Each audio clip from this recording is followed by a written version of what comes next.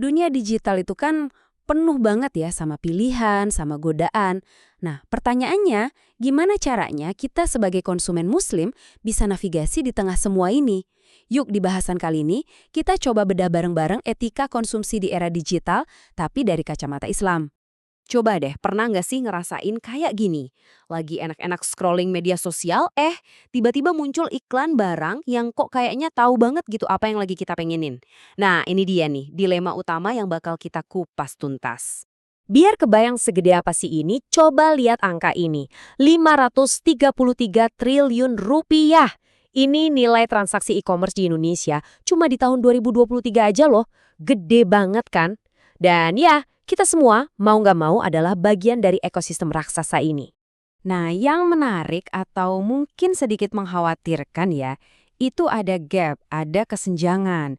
Walaupun kita aktif banget nih transaksi online, ternyata datanya nunjukin kalau 70% Gen Z Muslim itu masih ragu-ragu, belum yakin soal konsep halal di transaksi digital.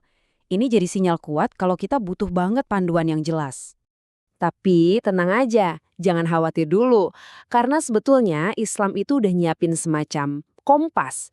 Iya, kompas buat kita, buat ngebantu nemuin arah di tengah lautan digital yang kadang bikin bingung ini. Dan inilah dia kompasnya. Ada 5 prinsip inti yang bisa kita jadiin semacam filter buat setiap keputusan belanja online kita. Mulai dari yang paling dasar, pastiin itu halal dan juga toyib, artinya baik dan berkualitas. Terus ada wasatiyah atau moderat, nggak berlebihan. Lalu ada maslahah, mikirin kebaikan publik. Dan terakhir, zuhud, berusaha nggak terlalu terikat sama materi. Lengkap banget kan? Di sini kita bisa lihat perbedaannya. Jelas banget. Di satu sisi, ada konsumen konvensional yang tujuannya ya memaksimalkan kepuasan, seringnya impulsif. Tapi di sisi lain, sebagai konsumen muslim, mindsetnya beda. Tujuannya itu mencari ridho Allah. Jadi tindakannya lebih rasional dan harus sesuai syariat. Beda banget kan pondasinya? Oke, teorinya udah dapet nih. Sekarang gimana prakteknya? Yuk kita lihat gimana prinsip-prinsip tadi bisa benar-benar ngebantu kita ngadepin tantangan-tantangan nyata di dunia digital. Pasti udah nggak asing lagi kan sama istilah FOMO alias fear of missing out. Rasa takut ketinggalan tren. Nah, dalam pandangan Islam, perasaan ini tuh bahaya banget. Kenapa? Karena ini bisa jadi pintu masuk ke israf alias sikap berlebihan dan juga tabzir atau boros dan sia-sia. Biar lebih gampang, kita lihat aja kasusnya Fitri. Ceritanya relevan banget sama kita-kita.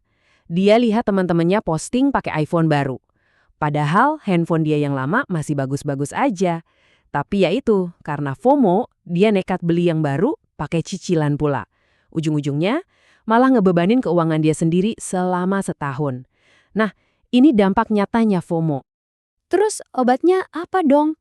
Nah, Islam itu punya konsep yang Masya Allah indah banget. Namanya qanaah. Apa itu? Rasa cukup, merasa puas dengan apapun yang Allah kasih ke kita. Seperti dalam hadis ini, keberuntungan sejati itu bukan soal punya barang paling baru, tapi soal hati yang bisa bersyukur. Oke, dari FOMO kita pindah ke area lain yang nggak kalah penting.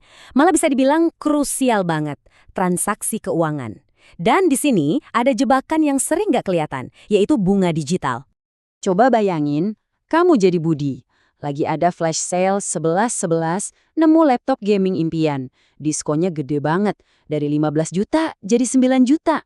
Wah, masalahnya tabungan cuma ada 2 juta. Tiba-tiba muncullah tawaran solusi instan, pay later. Situasi kayak gini, umum banget kan kejadiannya?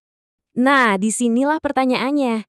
Ini tuh beneran good deal atau jangan-jangan malah jebakan yang bikin kita bayar lebih mahal? Kuncinya ada di sini nih, di rinciannya. Gara-gara bunga 2,5% per bulan, total yang harus dibayar Budi itu jadi 11,7 juta rupiah. Artinya, ada biaya tambahan 2,7 juta. Inilah yang disebut riba. Jelas banget, diskon gede tadi hilang, malah nombok bayar lebih mahal dari harga diskonnya. Oke, pertanyaan lain yang sering banget muncul. Gimana soal hiburan digital? Langganan Netflix misalnya, itu halal nggak sih? Nah, jawabannya ini butuh sedikit rincian.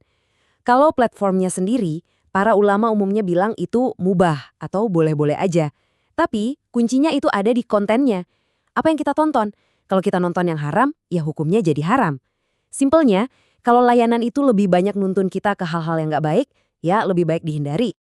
Jadi intinya, ini bukan cuma soal jangan ini, jangan itu. Lebih dari itu, ini adalah tentang gimana kita bisa secara aktif ngebangun identitas digital kita yang positif dan juga beretika.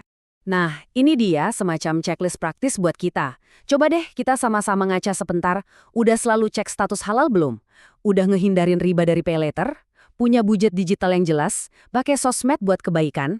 Ini langkah-langkah nyata loh buat jadi konsumen digital muslim yang, ya, ideal. Dan akhirnya, kita sampai di pertanyaan terakhir. Buat kita renungin bareng-bareng setelah ngobrolin semua ini ya, kira-kira ada nggak satu aja pilihan digital, sekecil apapun itu, yang bakal kamu lakuin secara berbeda mulai hari ini?